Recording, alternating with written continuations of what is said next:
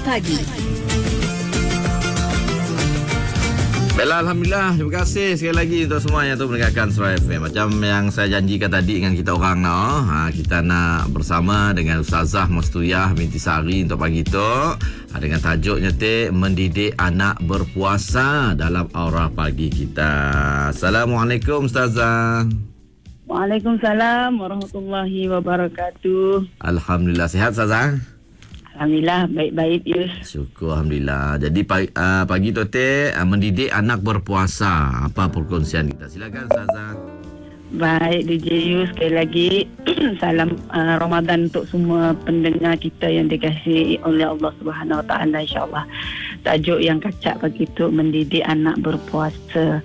Bila kita menyebut tentang cermin gaya cara nak didik anak berpuasa, kita rujuk banyak kitab-kitab, hadis-hadis sahih, dan kita jumpai satu hadis yang banyak dikiaskan oleh para ulama kita tentang cara mendidik anak berpuasa adalah hadis tentang solat yang berbunyi Bismillahirrahmanirrahim, murru sabiyya bisolati iza balagha sab'a sinina wa iza balagha 10 sinina fadribuhu 'alaiha. Ya, matan hadis ataupun bunyi hadis yang membicarakan tentang kewajipan kita didik anak solat.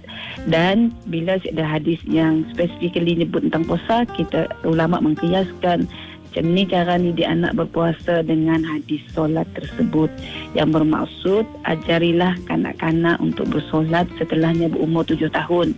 Dan apabilanya berumur 10 tahun enggan bersolat, pukullah dia, yakni dengan pukulan yang tidak menyakitkan, tidak melukakan, iaitu pukulan bagi tujuan mendidik.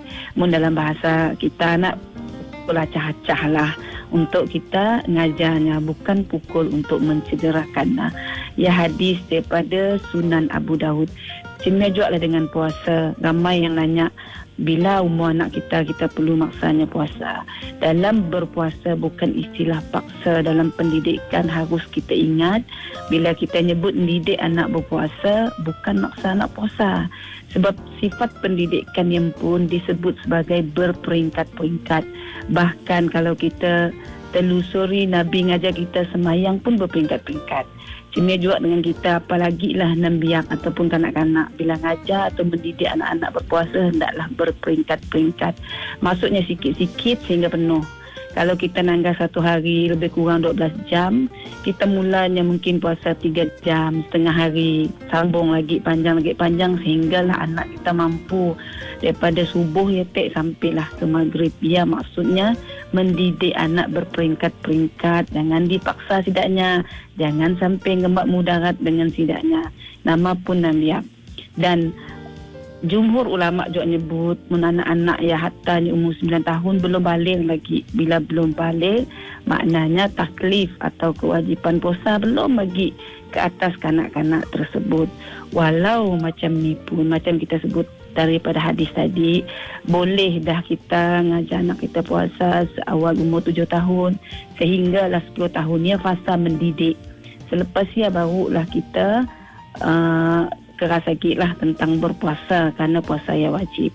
Dan kalau kita melihat tips-tips ataupun jajaran ngajar anak puasa ada banyak sebenarnya, dan antara yang kita kongsikan di situ, pertamanya yang pasti kita perlu cerita kepada anak kita, terangkan, jelaskan apa kelebihan berpuasa di dunia tu lagi. Contoh, waktu berbuka kita rindu hati, waktu raya dapat duit raya, contoh kelebihan berpuasa di dunia. Dan yang pasti kita jelaskan juga apa akibat kita si puasa nun di akhirat kelak, panjang masa menuju akhirat. Yang keduanya, puasa sebahagian hari sehinggalah sikit-sikit kita panjangkan sehingga habis.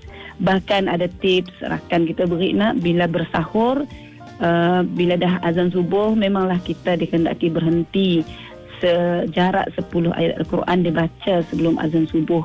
Tapi mun dah namanya pun biak, belum wajib kanak-kanak, kalau nya teruskan pun janganlah kita pertikaikan gila, biarnya terus. Yang pasti cara yang paling bagus yang ketiganya adalah memastikan anak-anak kita sahur. Selain untuk berkat, sahur sangat penting untuk tenaga lebih kepada kanak-kanak. Yang seterusnya, yang keempat, kita lupakan anak kita tentang penat puasa dengan banyakkan aktiviti bermanfaat yang boleh menyebabkannya lupa dengan lelahnya puasa. Yang seterusnya yang kita kongsi di situ banyak lagi, tapi yang terakhirlah kita cuba kita kata mun bahasa kita mujuklah dengan beri apa-apa hadiah yang disukai anak. Apa-apa hadiah semestinya benda besar, benda kecil yang disukai sebagai hadiah untuk menghargai usaha sidaknya anak puasa ya DJ Yus dan juga pendengar kita semua, harus kita ingat mendidik anak puasa berperingkat.